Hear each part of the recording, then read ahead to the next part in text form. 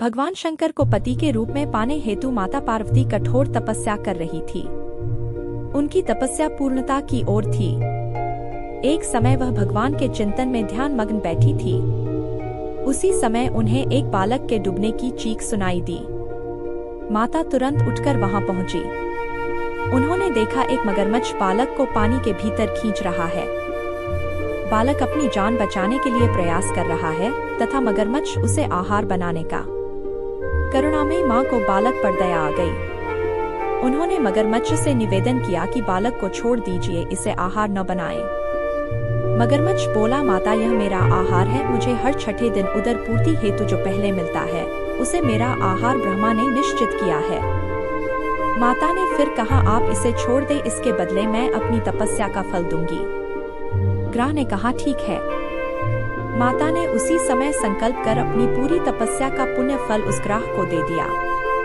ग्राह तपस्या के फल को प्राप्त कर सूर्य की भांति चमक उठा। उसकी बुद्धि भी शुद्ध हो गई। उसने कहा, माता आप अपना पुण्य वापस ले लें, मैं इस बालक को यूं ही छोड़ दूंगा। माता ने मना कर दिया तथा बालक को गोद में लेकर ममतामयी माता दुलारने लगी। बालक को सुरक्षित लौटाकर माता ने अपने स्थान पर वापस आकर तप शुरू कर दिया। भगवान शिव तुरंत ही वहां प्रकट हो गए और बोले, पार्वती अब तुम्हें तप करने की आवश्यकता नहीं है। हर प्राणी में मेरा ही वास है। तुमने उस ग्राह को तप का फल दिया, वह मुझे ही प्राप्त हुआ। अत तुम्हारा तप फल अनंत गुना हो गया। तुमने करुणावश द्रवित होकर किसी प्राणी की रक्षा किया। मैं तुम पर प्रसन्न हूँ तथा तुम्हें पत्नी रूप में स्वीकार करता हूँ।